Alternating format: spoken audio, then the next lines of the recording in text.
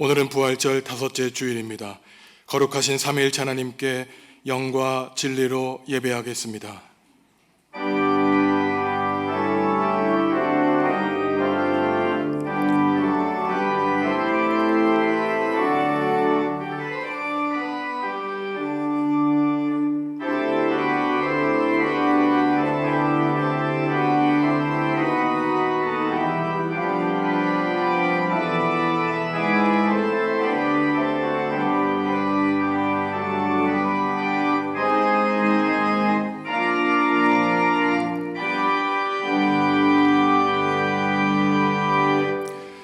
하나님, 지난 한 주간 세상에 흩어져 살아가던 우리를 불러주시고 평안과 안식과 기쁨을 누리며 예배하게 하시니 감사합니다. 분주하고 고단했던 세상 일을 뒤로하고 우리의 몸과 마음을 온전히 드려 예배하기를 원합니다. 우리의 영안을 열어주셔서 예배 가운데 임하시는 하나님을 보게 하시고 주님의 거룩하신 음성 듣게 하여 주옵소서. 예수님의 이름으로 기원하옵나이다. 아멘. 하늘에 계신 우리 아버지, 아버지의 이름을 거룩하게 하시며 아버지의 나라가 오게 하시며 아버지의 뜻이 하늘에서와 같이 땅에서도 이루어지게 하소서. 오늘 우리에게 일용할 양식을 주시고 우리가 우리에게 잘못한 사람을 용서하여 준 것 같이 우리 죄를 용서하여 주시고 우리를 시험에 빠지지 않게 하시고 악에서 구하소서. 나라와 권능과 영광이 영원히 아버지의 것입니다. 아멘.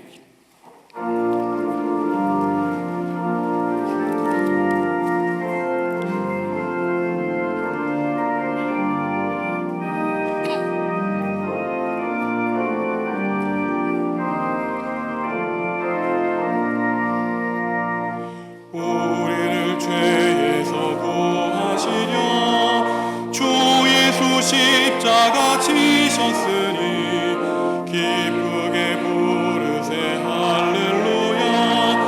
나 구원하셨네. 찬송하세 찬송하세 주님 나를 구하셨네. 찬송하세 찬송하세 주가 구원하셨네.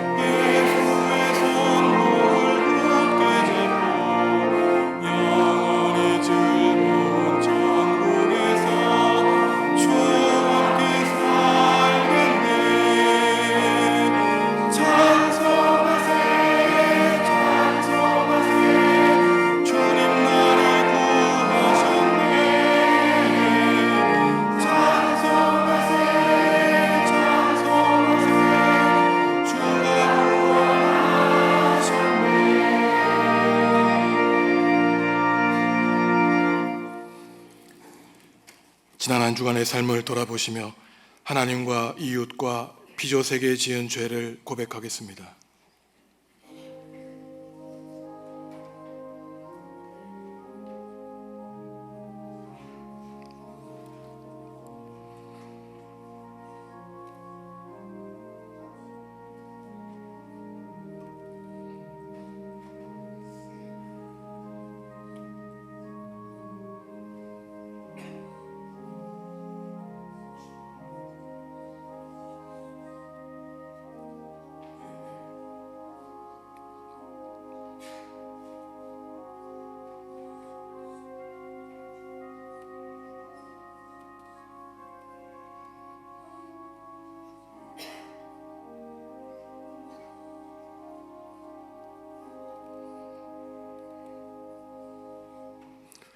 하나님이 우리에게 주시는 용서의 말씀입니다.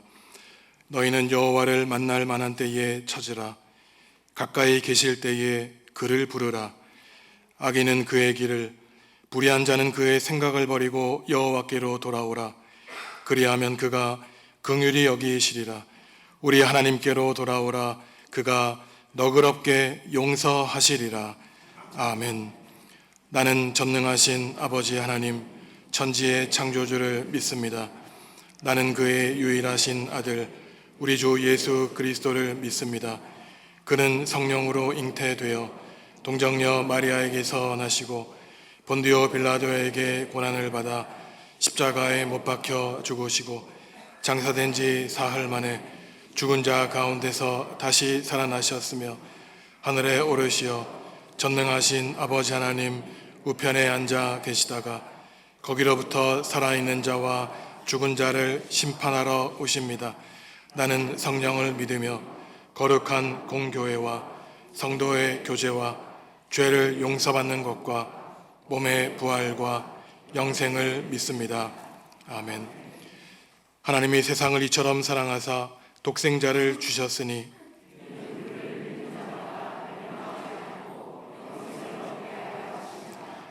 하나님이 그 아들을 세상에 보내신 것은 그로 말미암아 세상이 구원을 받게 하려 하심이라. 믿지 아니하는 자는 하나님의 독생자의 이름을 믿지 아니하므로 그 정죄는 이것이니 곧 빛이 세상에 왔으되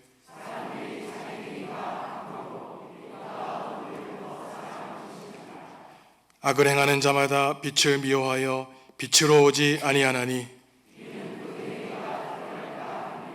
진리를 따르는 자는 빛으로 오나니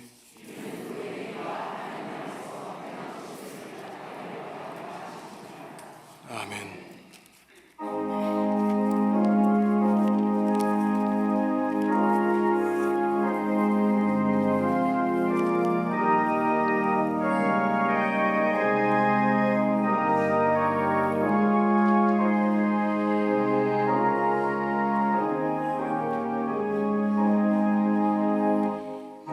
내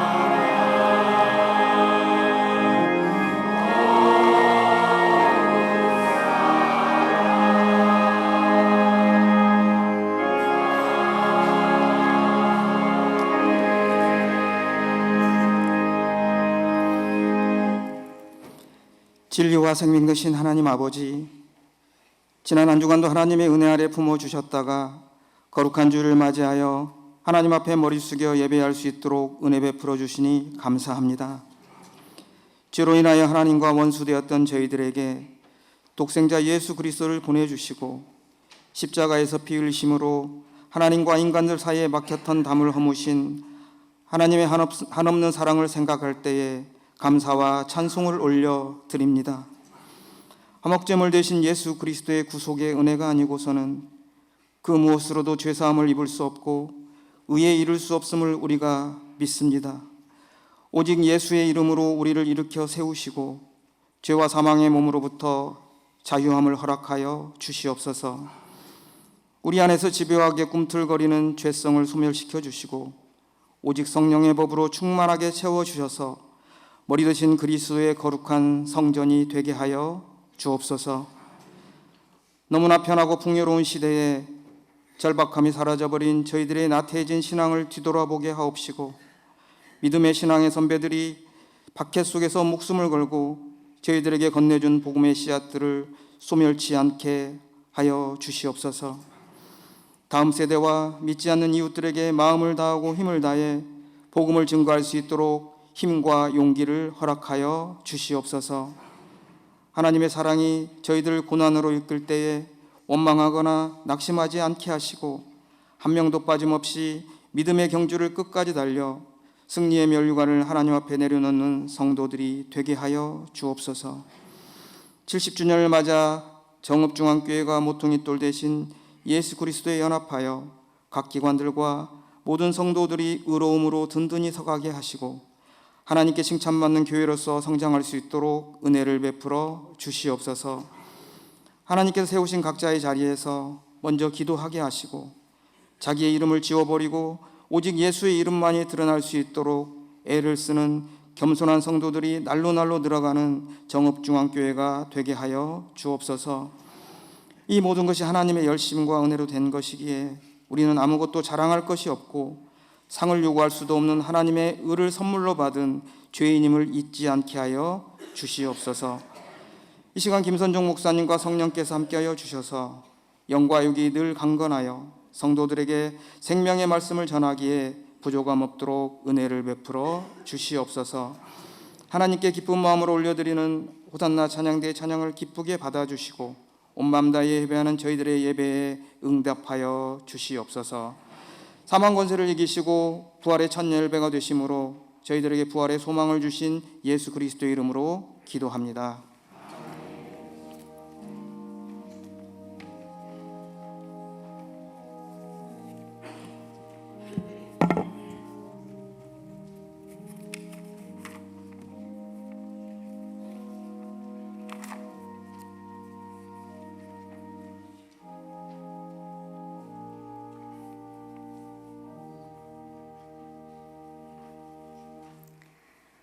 사랑하는 자들아, 우리가 서로 사랑하자. 사랑은 하나님께 속한 것이니 사랑하는 자마다 하나님으로부터 나서 하나님을 알고 사랑하지 아니하는 자는 하나님을 알지 못하나니 이는 하나님은 사랑이심이라. 하나님의 사랑이 우리에게 이렇게 나타난 바 되었으니 하나님이 자기의 독생자를 세상에 보내심은 그로 말미암아 우리를 살리려 하심이라. 사랑은 여기 있으니 우리가 하나님을 사랑한 것이 아니요 하나님이 우리를 사랑하사 우리 죄를 속하기 위하여 화목 제물로 그 아들을 보내셨음이라. 사랑하는 자들아, 하나님이 이같이 우리를 사랑하셨은즉 우리도 서로 사랑하는 것이 마땅하도다. 어느 때나 하나님을 본 사람이 없으되 만일 우리가 서로 사랑하면 하나님이 우리 안에 거하시고 그의 사랑이 우리 안에 온전히 이루어지느니라. 그의 성령을 우리에게 주심으로 우리가 그 안에 거하고 그가 우리 안에 거하시는 줄을 아느니라.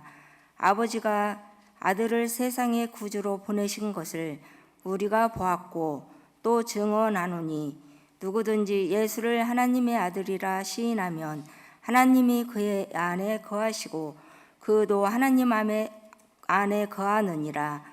하나님이 우리를 사랑하시는 사랑을 우리가 알고 믿었노니 하나님은 사랑이시라. 사랑 안에 거하는 자는 하나님 안에 거하고 하나님도 그의 안에 거하시느니라. 이로써 사랑이 우리에게 온전히 이루어진 것은 우리로 심판날에 담대함을 가지게 하려 함이니 주께서 그러하신과 같이 우리도 이 세상에서 그러하니라. 사랑 안에 두려움이 없고 온전한 사랑이 두려움을 내쫓나니 두려움에는 형벌이 있음이라. 두려워하는 자는 사랑 안에서 온전히 이루지 못하였느니라. 우리가 사랑함은 그가 먼저 우리를 사랑하셨음이라. 아멘.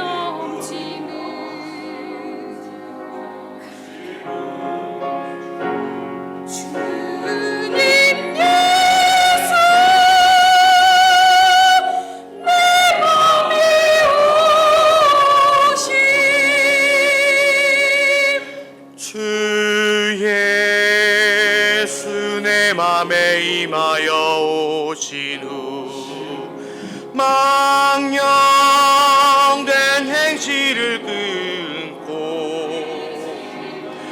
머리털보다도 더 많던 내 죄가 눈보다 더 희어졌네. 예수 내 맘에 오신 주 예수 내 맘에 오신 물밀듯 내 맘에 기쁨이 넘침을 주님 예수 내 맘에 오심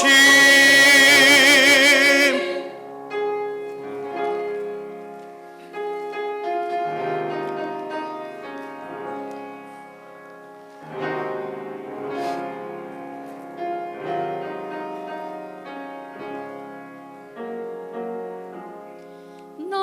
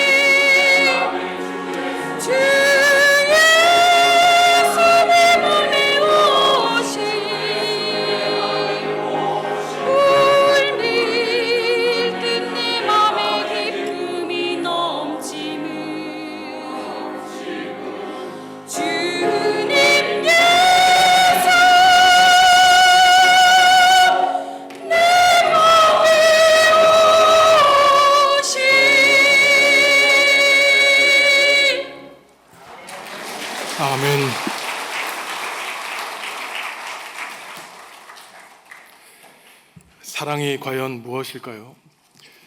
누구나 사랑을 하고 싶어 하고 또 사랑을 받고 싶어 합니다. 사람들이 가장 좋아하는 낱말 가운데 하나가 사랑이지만 정작 사랑을 무엇이라고 정의하고 묻느냐면 그 사랑에 대해서 쉽게 대답하기가 어려울 것입니다. 사랑한다는 말과 이유로 다른 사람을 행복하게 만들기도 하지만 사랑한다고 말하면서 다른 사람을 망치기도 하는 것만 보아도 사랑의 범위가 얼마나 다른지 우리는 알 수 있습니다. 만약에 우리가 사랑이 무엇인지 정의로 알아서 사랑할 수만 있다면 어느 누구도 사랑하는 데에 실패할 리는 없을 것이죠. 사랑은 정의하기도 힘들고 사랑하며 살기도 쉽지는 않습니다. 우리말 사랑의 어원을 찾아보니까 한 600년 전 조선시대의 생각하다라는 말에서 왔는데 구약 성경에 보면은 이미 3000년 전, 4000년 전부터 사랑이라는 말이 사용된 것에 비해서 우리말에서는 이 사랑이라는 말을 아주 늦게 사용하기 시작했고 수십 년 전만 하더라도 사랑한다는 말을 할 때에는 참으로 수줍어했지만 이제는 너무나 흔히 하고 흔히 듣는 말이라 이 사랑이라는 말에서 얻는 감동이 사라지게 된 것도 사실입니다. 성경은 과연 사랑에 대해서 무엇이라고 정의할까요? 오늘 요한일서 4장 8절은 하나님이 우리를 단지 사랑해 주시는 것만이 아니라 사랑 자체라고 말하고 있습니다.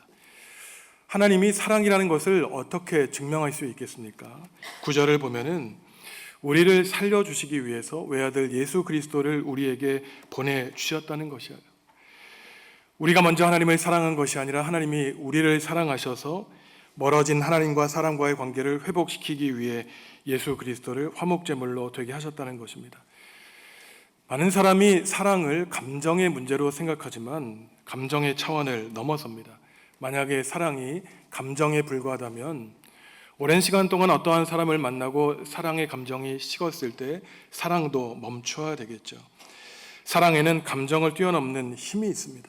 사랑에는 지식의 차원도 있고 의지의 차원도 있죠. 사람이 어떠한 사람을 사랑하게 되면 그 사람을 알고 싶어 하게 됩니다. 그 사람이 무엇을 좋아하는지 무엇을 싫어하는지 그 사람에 대한 지식이 깊어지죠. 만약에 어떠한 사람이 그 사람을 사랑한다고 말하면서 그 상대방이 무엇을 좋아하고 무엇을 싫어하는 채도 모른 채 그저 자기가 바라는 것을 사랑의 이름으로 강요한다면 그것은 사랑이 아닙니다. 자기 만족이자 강요인 것이죠. 그래서 때로는 오늘날 신문지상에서 널리 이루어지고 있듯이 사랑이라는 이름으로 강요와 폭력이 이루어지는 것도 바로 그 때문입니다. 하나님에 대한 사랑도 마찬가지죠. 오늘 요한일서 7절을 보면은 하나님을 사랑하는 사람이 하나님을 안다고 말하고 있습니다. 하나님이 우리를 향해서 무엇을 바라시고 무엇을 하기 싫어하시는지를 안다는 것이죠. 하나님을 사랑하는 사람은 그저 말로 하나님을 사랑한다고 고백하는 것이 아니라 하나님이 우리에게 바라시는 것, 말씀을 깊이 묵상하고 기도를 통하여 하나님과 대화하기를 바라시는 것이죠. 이처럼 사랑에는 감정과 지식의 차원도 있지만 의지의 차원도 있습니다. 자식이 아무리 큰 잘못을 범해도 부모라면은 그 자녀를 의지적으로 사랑해야 되는 것이죠. 만약에 사랑이 감정의 차원이라면 과연 하나님이 우리를 사랑할 만하기 때문에 사랑하시겠습니까? 결코 그렇지 않죠. 우리는 하나님과 사람에게 수많은 죄를 짓고 살아가고 죄를 짓는 것에 대한 결과는 심판과 죽음입니다. 하지만 하나님은 우리를 냉정하게 심판대에 홀로 내버려 두지 않으셨죠. 우리를 사랑해 주시고 용서해 주셨습니다. 그 이유는 단 한 가지, 우리가 사랑받을 만한 자격이 없어도 우리는 하나님의 백성이고 자녀이기에 우리를 의지적으로 사랑해 주셨기 때문이에요. 그래서 사랑에는 요구할 수 있는 권한도 있습니다. 부부끼리 서로 사랑할 만하지 못해도 사랑하라고 요구할 수 있는 것이고 부모와 자녀가 서로를 사랑하라고 요청할 수 있는 것이죠.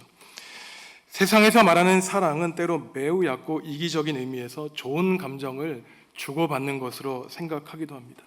반대로 내가 바라지 않고 이해관계 없이 사심이 없는 순수한 사람은 그러한 사람의 의지와 능력에서 가능한 것이 아니라 그러한 사랑은 바로 사랑 자체와 본체이신 하나님으로부터 오는 것이죠. 사람의 본성이로는 도저히 행할 수 없는 하나님의 사랑입니다. 에리 프롬이라고 하는 사회심리학자가 사랑의 기술이라고 하는 유명한 책을 썼죠. 사랑이라고 하는 것은 배우지 않은 채 그저 우리가 본능적으로 자연적으로 행하게 될 때 그 사랑에는 실패가 따르게 된다고 이 사람은 말하고 있습니다. 가뜩이나 위험한 사랑은 홀로 있을 때, 외로울 때 나의 문제를 상대방에게서 해결하려고 할 때 그 사랑에는 위험이 있다는 것이에요. 건강한 사람은 내가 단독자로 서 있을 때 서로가 함께 나아가는 사랑이 진정한 사랑이라고 말을 하고 있습니다. 하나님께 사랑을 받은 우리 그리스도인들은 마찬가지로 그저 우리의 본능적으로 감정적으로 하나님을 사랑하는 것이 아니라 지식으로 또한 의뢰의 의지로 하나님을 사랑하는 법을 배우고 하나님의 사랑을 완성해야 됩니다. 보이지 않는 하나님을 사랑하는 방법을 완성하기 위해서는 차근차근 나 자신을 사랑하고 눈에 보이는 가족과 이웃을 사랑하는 것을 통해서 하나님의 사랑의 절정에 다다를 수 있는 것이죠. 하지만 많은 사람들이 하나님의 사랑에 대해서 잘못 알고 오해하는 것이 있습니다. 하나님이 우리를 사랑하신다고 해서 무조건적으로 용서하시고 죄에 대해 눈 감아주시며 도덕적으로 윤리적으로 느슨하게 우리를 대해주신다는 말이 결코 아닌 것이죠. 사람의 윤리적인 잣대로는 사랑과 정의가 때로는 충돌합니다. 사랑하면 용서해야 되지만 정의를 실천해야 된다면 용서하지 못하고 그 죄를 심판해야 되는 것이죠. 하나님이 죄와 악을 얼마나 싫어하시냐면은 수많은 예언자들을 통해서 우리가 회개하고 용서받기를 바라셨지만 완고한 사람들은 하나님의 뜻을 저버렸습니다. 하다 안 돼서 하나님이 행하신 마지막 방법이 무엇이었습니까? 외아들 예수 그리스도를 우리에게 보내셔서 우리 대신 십자가에 달려 돌아가게 하셔서 우리에 대한 사랑을 완성하셨던 것이죠. 이 정도로 하나님이 사람이 저지른 죄와 악의 문제를 해결하시기가 어려웠기 때문에 독생자마저도 우리에게 보내주셨던 것입니다. 많은 사람들은 사랑과 은혜를 굉장히 쉽게 생각하지만 우리가 하나님의 사랑과 은혜를 말한다면 하나님이 그러하셨던 것처럼 내 목숨을 바칠 그러한 용기 없이 쉽사리 하나님의 사랑과 은혜를 말할 수는 없는 것입니다. 30대 초반에 독일 히틀러의 박해를 받고 죽음을 당한 순교자 보네퍼 목사님이 그래서 많은 사람들이 착각하는 은혜는 값싼 은혜라고 불렀던 것이에요. 하나님의 은혜를 너무나 싸구려로 만들어버렸던 것입니다. 하나님의 은혜는 그 아들을 십자가에 달려 돌아가심으로 우리에게 베풀어 주신 거였지만 그저 인간이 말하는 은혜는 대충 눈 감고 넘어가자고 하는 하나님이 보실 때에는 너무나 불쾌한 하나님과 어울리지 않는 그러한 은혜였던 것이죠. 하나님은 예수 그리스도를 우리를 위해 십자가에 달려 돌아가시도록 속죄제물, 화목제물로 삼아 주셨습니다. 하나님이 이처럼 사랑이라고 하실 때에 감정적인 차원을 넘어서서 독생자를 우리에게 보내주셔서 죽이실 정도로 그 정도로 진중하고 진지하고 무거운 사랑인 것이죠. 이처럼 하나님은 사랑이십니다. 그렇다면 하나님의 사랑을 우리가 일상에서 어떻게 느끼며 바라보며 살아갈 수 있을까요? 요한일서 4장 13절에서 마지막까지는 하나님의 사랑이 우리의 마음속에 우리 눈에 보이는 방식 세 가지를 말하는데 우리가 하나님의 사랑을 경험할 수 있는 방법입니다. 첫째로 13절을 보면은 하나님의 사랑이 우리에게 체험되는 양식은 성령님을 통해서 알 수 있다고 요한일서는 우리에게 말하고 있습니다. 우리가 성령님을 받았다면 이미 그 마음속에 사랑이신 하나님이 계신다는 것을 증언한다는 것이죠. 이러한 말은 결국 우리가 사랑이라고 하는 것은 노력해서 쟁취하는 것이 아니라 하나님의 선물임을 말하는 것입니다. 젊은 사람들이 만나 사랑의 대상을 얻기 위해서는 시간도 바치고 밥도 많이 사고 차도 많이 사야 되겠지만 이러한 하나님의 사랑은 인간의 사랑과는 차원이 다른 것입니다. 결국 성령님의 사랑을 우리에게 주셨듯이 하나님이 먼저 우리를 선택해 주시고 하나님이 우리를 붙들어 주시는 사랑을 우리는 값없이 은혜로 받는 것이라는 것이죠. 성령님이 우리 안에 계시면 우리는 어떠한 경험을 하게 됩니까? 나는 부족하고 모자라고 실패한 사람이라는 그러한 자책감에서 세상 사람들에게 인정을 받지 못하지만 하나님이 내 안에 계시기에 누구보다 하나님의 사랑을 받는 존귀한 자라는 사실을 우리는 깨닫게 되는 것이죠. 이러한 깨달음은 바로 우리 마음속에 보내주신 성령님의 지혜로 나 자신을 존귀한 사람으로 인정하게 되는 것입니다. 둘째로 하나님이 우리 가운데 어떻게 계시는가를, 그 사랑의 하나님을 아는 방법은 우리 마음속에 좌절과 낙담을 이겨내게 하는 용기와 담대함과 확신이 있을 때 바로 하나님이 우리를 사랑하신다는 사실을 체험할 수 있는 것입니다. 그것도 우리 삶에 있는 어려움 속에서뿐만 아니라 우리의 삶을 마친 후 마지막 최후 심판대에 갔을 때 하나님을 나 홀로 맞서게 될 때 하나님의 사랑을 체험한 사람들은 담대하게 하나님을 만날 수 있다고 요한일서는 말하고 있죠. 18절 말씀 함께 읽겠습니다. 사랑 안에 두려움이 없고 온전한 사랑이 두려움을 내쫓나니 두려움에는 형벌이 있음이라. 두려워하는 자는 사랑 안에서 온전히 이루지 못하였느니라. 아멘. 사랑 안에 두려움이 없다는 것이죠. 마치 유행가 가사처럼 사랑 안에 두려움이 없다는 말이 과연 무슨 말일까요? 만약에 성도 여러분들에게 나를 사랑하는 사람, 나의 장점만 받아들이는 것이 아니라 나를 있는 그대로 무조건적으로 나를 도와주고 지지하는 나의 한 편이 있다면 그 사람은 인생의 어려움 속에서도 공포와 두려움을 이겨낼 수 있을 것입니다. 하물며 사랑 자체이신 하나님이 내 곁에 계시고 나를 붙들어 주시는데 두려워하고 공포감에 빠져 살 이유가 없는 것이죠. 하나님의 사랑하는 사람에게는 죽음과 심판마저, 미래에 대한 걱정마저 우리에게 걱정의 대상이 될 수는 없는 것입니다. 이 두려움과 사랑은 공존할 수 없는 것이에요. 우리가 미래나 우리의 삶이나 최후의 심판이나 죽음에 대해서 두려움을 갖는 이유는 우리가 하나님에 대한 사랑을 완전하게 갖고 있지 못하라는 것을 보여주는 것입니다. 우리가 이미 구원을 받았지만 만약에 최후 심판 때에 우리가 죽은 이후에 나 홀로 내가 알지 못하는 그 낯선 곳에 가서 내 운명이 어떻게 될까 아직도 고민하고 있다면 그 사람은 사랑의 하나님을 만나지 못한 것이죠. 희망을 잃지 않는 것, 절망하지 않는 것, 그것은 바로 하나님을 사랑하기에 가능한 것입니다. 사랑의 빛 가운데 어두움과 두려움과 절망이 있을 자리는 없는 것이죠. 우리가 그래서 집중해야 되는 것이 있습니다. 나를 바라보시고 나를 사랑해 주시는 아버지이신 하나님께 집중할 때 우리 삶에 드리워져 있는 두려움과 걱정, 근심의 문제를 해결할 수 있는 것이죠. 13절이 말하는 것 같이 우리 안에 성령님의 계심을 믿고 그의 권능을 받으면 우리는 두려움을 이겨낼 수 있는 것입니다.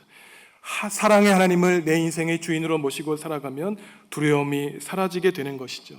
나를 사랑하시는 하나님이 우리를 그저 버려둘 리가 없기 때문인 것입니다.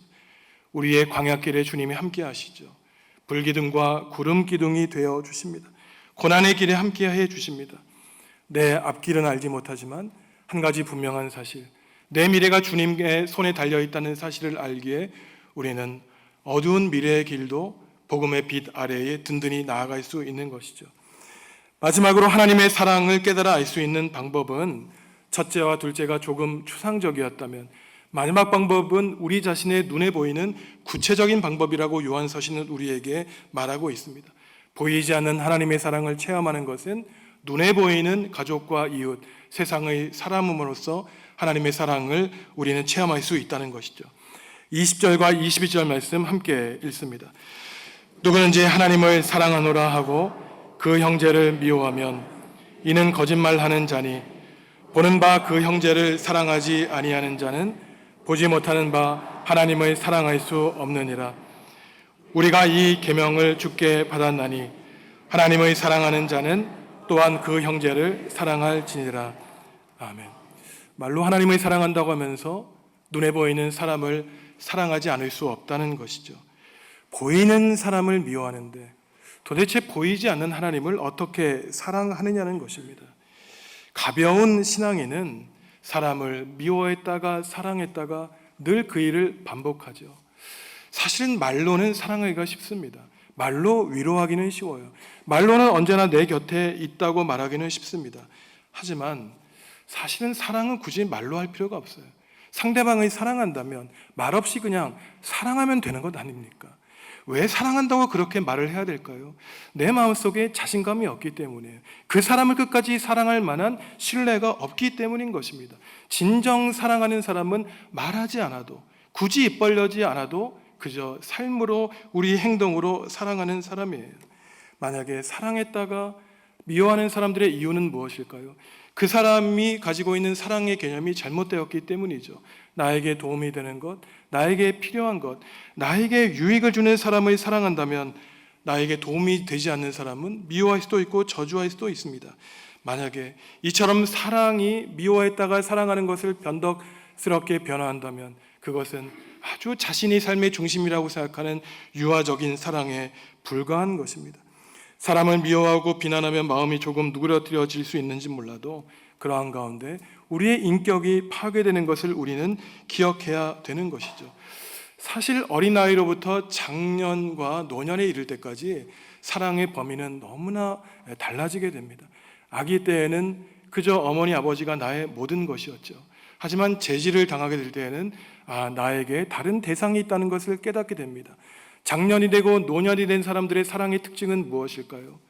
더 이상 조언하거나 따지거나 가르치거나 하기 전에 먼저 내 좁은 마음을 열어 세상을 바라보고 세상과 하나 되는 폭넓은 사랑을 하는 사람이 돼야 되는 것입니다. 바로 그러한 사랑을 하는 사람들은 다른 사람에게 유익이 되는 것뿐만 아니라 그 이전 나 자신에게 유익이 되는 사랑을 하게 되는 것이죠. 성경은 철학책이 아닙니다. 오늘 요한일서가 이처럼 길고 때로는 지루하고 어렵게 사랑에 대해서 말하고자 하는 이유는 철학적으로 사랑을 정의하기 위한 것이 아니에요. 오늘 요한일서 편지에서 사랑을 길게 논하는 구체적인 이유가 있습니다. 그것은 요한일서의 신앙인들이 처해 있었던 신앙 공동체, 교회 공동체에 굉장히 심각한 문제가 있었기 때문이에요. 그 교회 공동체가 갈라지고 무너질 만한 위험을 가져다주는 교리를 전파하는 사람들이 있었는데 영지주의자들이었습니다. 이 영지주의자들은 어떠한 사람이었냐면은 하나님의 아들 예수 그리스도가 우리의 육체에 몸을 입고 오신 것이 아니라 순전히 완전히 영적인 존재라고 주장을 했던 것입니다. 이들은 그리스 철학에 영향을 받아서 육체는 썩는 것이고 영혼은 영원히 존재한다고 가르쳤기 때문에 예수님은 육체를 입고 오신 불완전한 존재가 아니라고 주장을 했어요. 모르는 사람들이 들을 때는 굉장히 그럴듯한 말로 들리지만 이들의 굉장한 위험성이 있었습니다. 영만이 거룩하고 육체는 소멸된다고 생각하니 역설적으로 우리의 몸을 함부로 다룬 것이었어요. 영을 강조하다 보니 아주 음란한 신앙생활을 했던 사람들이 영지주의자들이었습니다. 오늘날 우리 주변에 있는 이단의 특성이 사회와 개인을 구원한다고 하면서 아주 음란한 구원 교리를 말하고 있는 것이 이미 2000년 전에 그 뿌리를 두고 있는 것이죠. 요한서신 당시의 교회 공동체는 이처럼 영지주의 이단의 문제와 싸워서 복음을 지켜야 됐는데 이들의 문제를 해결하는 방법은 단지 그들과 맞서는 교리를 내세우는 것만이 아니었습니다. 신앙 공동체가 생각할 때 아무리 교회가 건강하고 교리가 건강하더라도 이단과 싸워서 맞설 수 있는 힘은 추상적인 교리의 힘이 아니라 우리의 삶을 붙들어주고 우리의 마음을 단단하게 만드는 하나님의 참된 사랑을 깨닫는 것이야말로 이단과 싸워 이기는 것이라고 그들은 깨달아 알아가는 것이었죠. 믿음이라고 하는 것은 그저 교리 교육만으로 충분한 것이 아니라 내 주위에 있는 형제 자매를 사랑하고 하나님을 사랑함으로써 하나님을 알아가길 원하고 그러한 가운데 말씀을 깊이 공부하며 기도함으로써 우리는 잘못된 이단 사설을 극복할 수 있다는 사실을 요한서신의 저자는 우리에게 말아 주었던 것이죠. 하나님은 사랑 자체이십니다. 단순한 감정의 차원의 사랑만이 아니라 지식과 의지의 차원을 가지고 있죠. 그리고 정의를 포괄하는 사랑입니다. 하나님의 사랑은 죄에 단순히 눈을 감는 것이 아니라 값싼 싸구려 은혜가 아니라 예수 그리스도를 십자가에 달려 돌아가시게 함으로써 얻는 값으로 주고 살 수 없는 값비싼 은혜의 사랑이 바로 하나님의 사랑, 예수 그리스도의 사랑인 것이죠. 우리 모두는 지금 알고 있습니다. 하나님이 우리를 사랑해 주셨다는 사실을. 그래서 우리에게 성령님을 보내주시고 예수 그리스도를 십자가에 달려 돌아가게 하셨다는 하나님의 사랑을 알고 있죠. 하지만 과연 여기서 멈춰서는 되겠습니까? 하나님이 우리를 사랑해 주신다는 사실을 우리가 확신했다면 하나님 이제는 우리가 하나님을 사랑하며 살겠습니다라고 다짐해야 되는 것이죠. 그것은 어떠한 사람입니까? 바로 눈에 보이지 않는 하나님을 사랑하는 방법, 내 곁에 있는 도저히 내 감정으로는 사랑하기 힘들어도 하나님이 우리를 위해 예수 그리스도를 보내주신 그 의지적인 사랑대로 우리도 의지적으로 사람을 사랑하는 지정의를 포괄하는 진정한 사랑인 것입니다. 성도 여러분, 70년 전에 예수 그리스도의 피값으로 세워주신 우리 고귀한 정읍중앙교회에서 신앙생활하는 모든 성도들은 하나님의 참된 사랑을 깨달아 알아가시기 바랍니다. 하나님의 사랑을 알아가는 것뿐만 아니라 사랑의 본체이신 하나님과 하나 되어 사랑 자체가 되도록 하나님의 사랑에 점점 접근하며 하나님과 이웃을 사랑하여 교회의 참된 본이 되어주신 예수 그리스도의 제자로 승리하며 살아가는 성도 여러분들이 다 되시기를 주님의 이름으로 간절히 기원합니다. 하나님, 우리를 살려주시기 위해 외아들 예수 그리스도를 보내주신 주님의 사랑에 감사합니다. 하나님이 우리를 사랑해 주신 것처럼 우리도 서로 사랑하며 살기로 다짐하오니 우리에게 성령님의 가장 귀하고 큰 은사, 사랑의 은사를 부어 주시옵소서. 예수님의 이름으로 기도합니다. 아멘.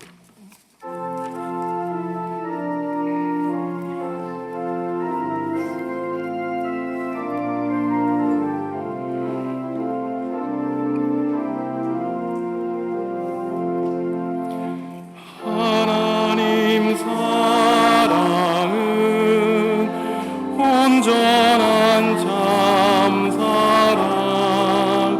내 맘에 부어주시니 충만케 하소서.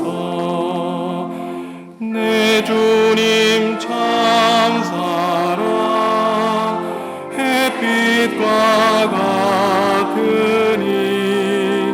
그 사랑 내게 비추사 얻게 하소서. 그 사랑 앞에는 풍파도 그치며 어두운 밤도 하나니 그 힘이 크도다. 하나님 사랑은 온전한 참 사랑 내 맘과 영에 채우사 새 힘을 주소서.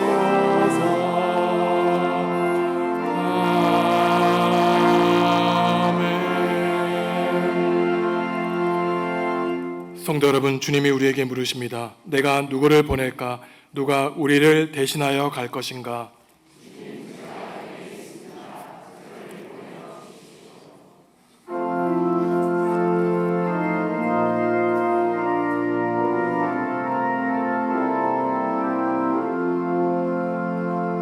주께서 주시는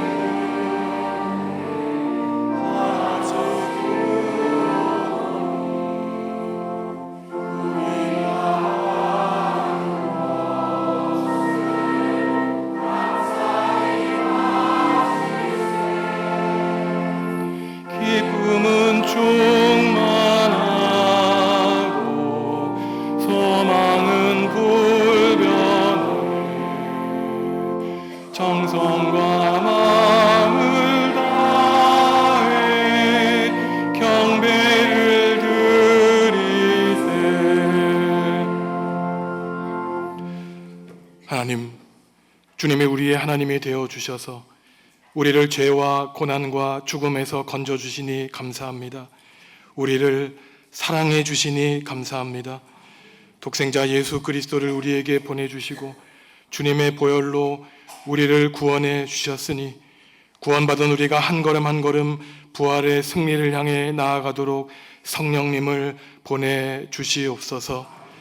안태춘 장로님과 고수민 권사님이 교회를 위해 아무것도 한 일이 없다는 낮고 겸손한 고백과 마음으로 교우들에게 식사를 대접하게 하시니 감사합니다. 묵묵하게 보이지 않는 곳에서 드러내지 않고 하나님을 예배하는 주님의 종들이오니 장로님과 권사님의 건강 지켜주시고 자녀들의 가정에 주님의 한없는 복 내려 주시옵소서. 교회 창립 70주년을 보내며 아프리카 탄자니아의 우물을 건립하게 하시고 그리스 튀르키예 성지 순례를 다녀오게 하시며 아프리카 토고에 토고어로 번역된 에웨어 성경을 보내게 하시니 감사를 드립니다. 생명의 말씀으로 생명에 하신 모든 것이 다 하나님의 은혜임을 고백하오니 사랑이신 하나님을 본받아 모든 사람을 사랑하게 하여 주시옵소서. 8월 9일부터 12일까지 제주도에서 열릴 전교인 수련회를 통하여 하나님이 지으신 아름다운 창조 세계를 경험하고 돌아오게 하여 주옵소서. 다음 주일 어린이 주일에는 유아 세례식이 있습니다. 부모와 자녀를 성령으로 기름 부어 주시고 십자가의 은혜로 살아가는 복된 가정 되게 하여 주님 세례식 가운데 함께하여 주옵소서. 삶의 여러 문제를 가지고 주님 앞에 나왔습니다. 가정의 문제, 직장의 문제, 학업의 문제, 건강과 재물과 인간관계의 문제 등 우리 입으로 말로 다할 수 없는 수많은 문제 속에 인생이 놓여있는 것 주님 다 아시오니 사랑의 주님, 우리를 불쌍히 여겨주시고 어려움에서 속히 건져내 주시옵소서. 구원의 하나님을 경험하고 하나님을 찬양하게 하여 주시기를 원합니다. 주님께 예물 드립니다. 주님이 곁에 계신 것만으로 감사하고 감격하여 바칩니다. 아무런 보상과 대가도 바라지 않으며 오직 하나님을 사랑하는 순수한 마음으로 봉헌하오니 하나님을 향한 우리의 마음 받아주시고 복과 은혜의 길로 인도하여 주시옵소서. 예수님의 이름으로 기도합니다. 아멘.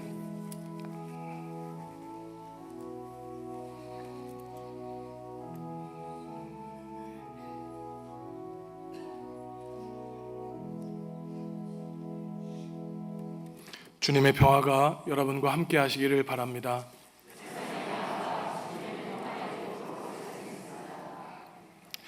하나님이 우리 교회 새 가족을 보내주셨습니다. 장옥자 집사님의 부군 되시는 김재규 교우 나오셨는데요. 자리에서 일어나시죠. 함께 환영의 박수 부르고 제가 기도하겠습니다. 네. 함께 찬양하시죠.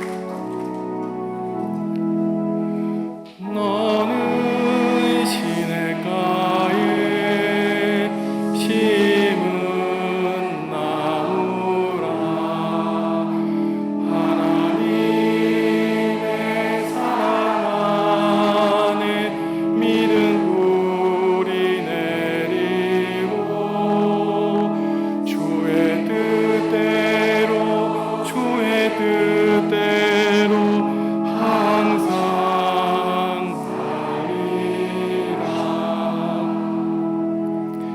하나님 참 감사합니다.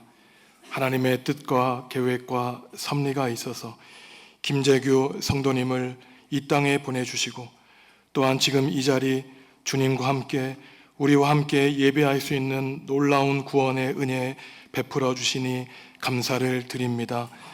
장옥자 집사님에게 사랑하는 남편을 허락하여 주시고 남편을 위해 평생을 위해 기도했던 집사님의 기도 들어주시니 참으로 감사를 드립니다.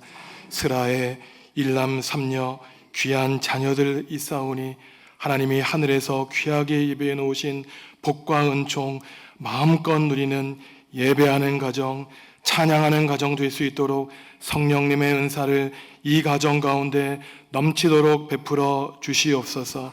감사를 드리오며 예수님의 이름으로 축복하며 기도하옵나이다. 아멘. 큰 박수로 환영하겠습니다. 감사합니다.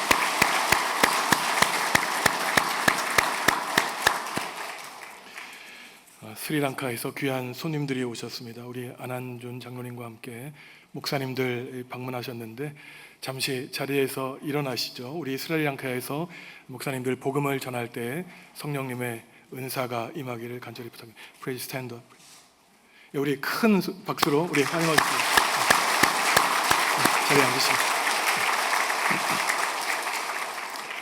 지난 수요일에 우리 성서공회에 가서 토고의 에웨어 성경을 기증하는 예식을 드렸는데 성서공회에서 요약한 영상을 보내주셨습니다. 다 참여하지 못했기 때문에 우리가 함께 나누도록 하겠습니다.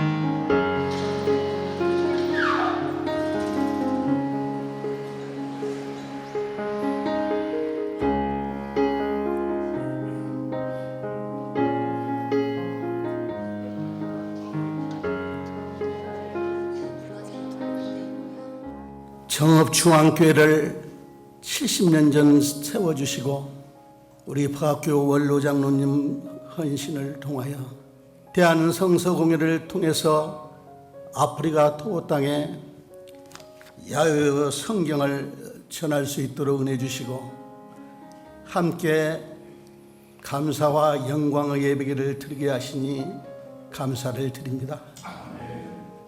올해 2월 달에 창립 70주년을 맞이하면서 우리 교회는 아프리카 탄자니아에 우물 건립을 하는 기금을 마련했습니다. 우리 박 장로님께서 큰 감동을 받으시고 저를 찾아오셨어요. 저한테 기금을 전달하시면서 목사님 쓰시고 싶은 곳에 마음껏 쓰십시오 라고 말씀을 드렸고 제가 한 일주일 동안 기도를 드리는 가운데 우리가 아프리카 땅에 먹을 양식과 물을 대어 주어서 생명을 살리는 것도 귀한 일이지만 어쩌면 그것과 같이 어쩌면 더 이상으로 귀한 일은 생명의 말씀을 우리가 전달하는 것이 귀한 일이 아닐까라고 하는 하나님의 감동을 받았습니다. 이번에 정읍중앙교회에서 2200부의 에웨어 성경을 후원을 합니다. 이 성경이 토고 사람들의 영적인 눈을 열어줄 것이라고 확신합니다. 이 성경이 예수 그리스도의 십자가와 부활의 복음을 전할 것입니다. 에웨어 성경 한 권이 한 명의 선교사가 되어서 토고의 복음을 전할 것입니다.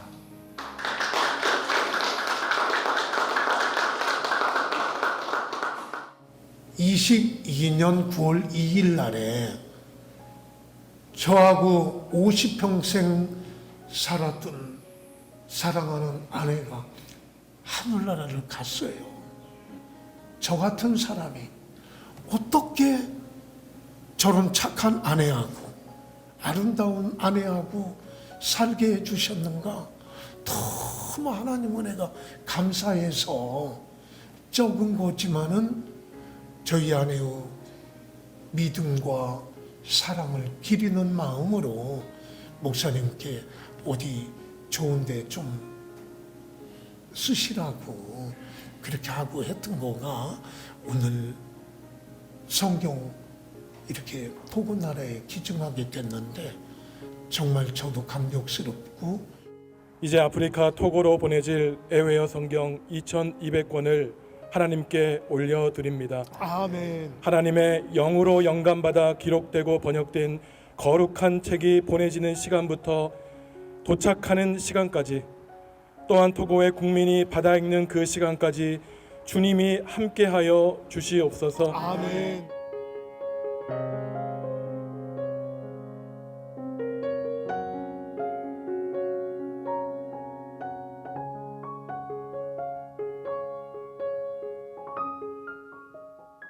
이 일을 준비하면서 대한성서공회 국장님과 실무자와 함께 통화를 했는데 우리야 지금 성경책 널브러져 있고 핸드폰 안에도 성경책이 있지만 아프리카에 있는 수많은 사람들은 평생 살아가며 죽을 때까지 성경책 한 권도 보지 못하고 죽는 사람들이 많다는 사실을 듣고 이 귀한 일이 얼마나 하나님의 은혜로 가능한 것인지 깨닫게 되었습니다.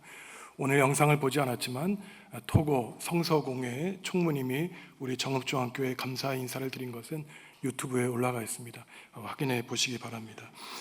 다음 주일은 어린이 주일입니다. 교육관 포토존에서 사랑하는 가족들과 함께 좋은 교회에서의 추억 남기시기 바랍니다.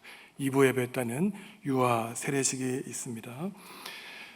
오늘 점심 식사는 안태춘 장로님, 고수민 권사님 가정에서 제공해 주십니다. 한 분도 빠짐없이 다 식사에 참여해 주시기 바랍니다. 일어나서 주님께 찬양하시겠습니다.